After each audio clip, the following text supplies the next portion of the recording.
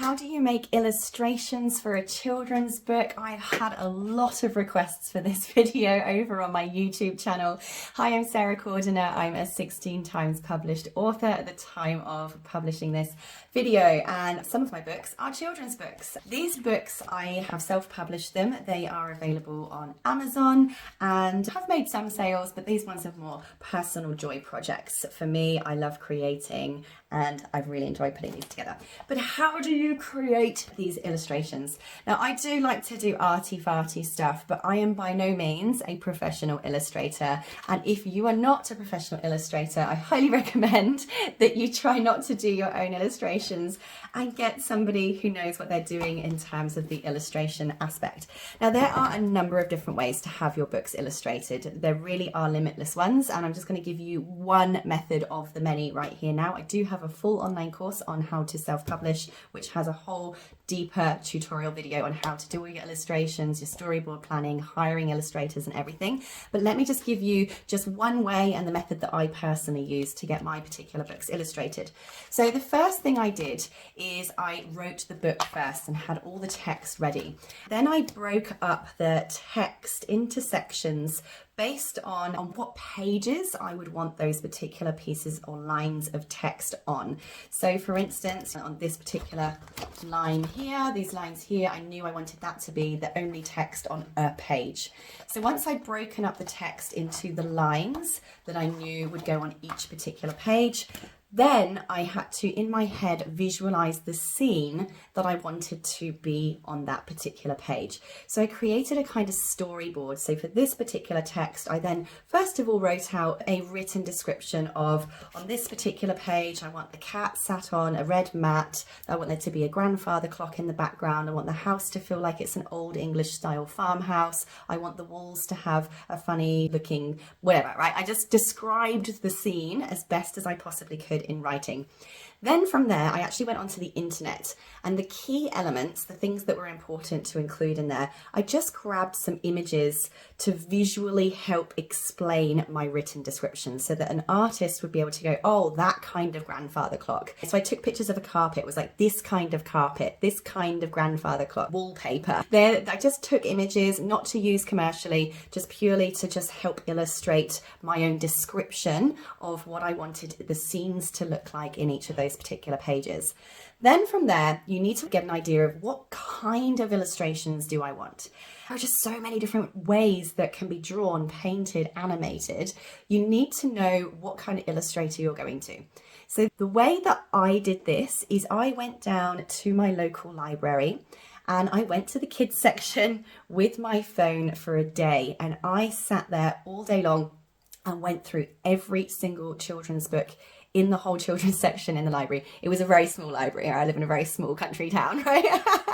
But it still took me all day.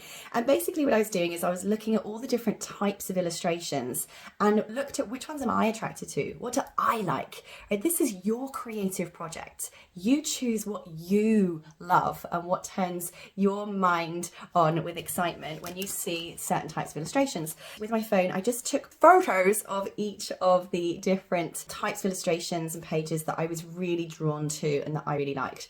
From there, I then went out and sought out illustrators. I used both my storyboard and the photographs of the kinds of illustrations that I liked in the advertisement that I put up for an illustrator. There are platforms that you can go to put up ads whereby you can put seeking an illustrator, here's my story or a section of my story, here are some of the descriptions of my scenes I want created, and here are some photographs of the type of illustrations I'm looking for.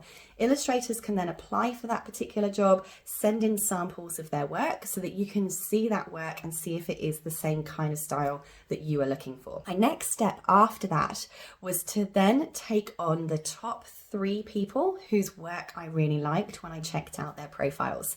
And what I did is I gave each of them one of the scenes from my storyboard, and I paid them for it. This is really important. These people are professional artists. You've got to pay them for their time, right? So I paid each of them the same amount of money to create a different scene each, and saw what came back. A person who just got my vibe, who got my explanation, who got my description the most was the person that I hired. And from there, they've actually gone on to create 3 lots of books for me, because I love the way that we work together. I like the way that she brings to life my visions. And that really is where a lifelong relationship between yourself and an illustrator comes into play. You get to know and understand each other to a point at which I feel like this person can see my own mind.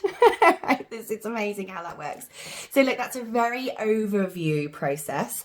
The next question I always get asked here is, okay, but once I've got the illustrations, Sarah, how do I get them on the pages of the book? The first thing you need to have done before you even get to the stage of creating the images is to have decided what size book, what dimensions of your book you're actually going to be producing. If you're using Ingram Spark versus Amazon, there are different dimensions that you need to be working with. And of course, your illustrator will need to know what book size you were going with before they even started the illustrations, because it's going to have to fit onto each of the pages, depending on whether you've got images that are just going to be like in the middle, or whether, like mine, you've got full page spread images. Your illustrator is going to need to know that, whether it goes all the way to the edge with full bleed like that, or whether you're just getting little pictures that just sit in the center of the page.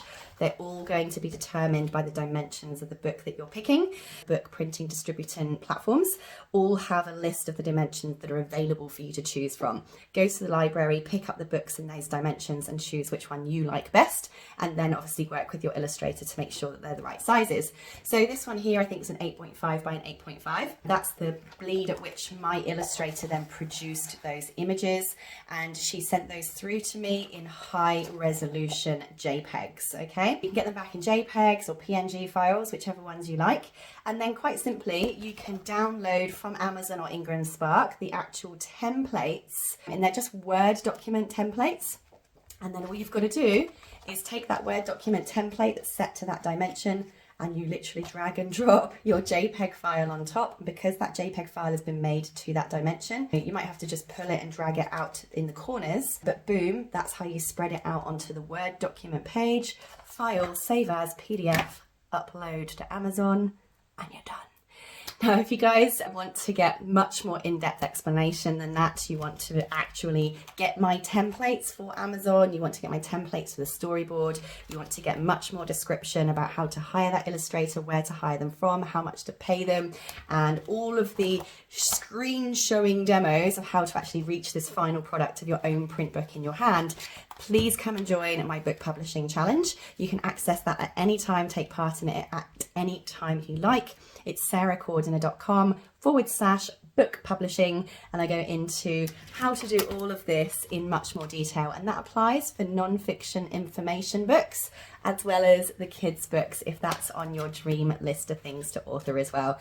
I can't wait to see you there. If you've got any questions at all, feel free to DM me or leave a comment below. I'll see you there.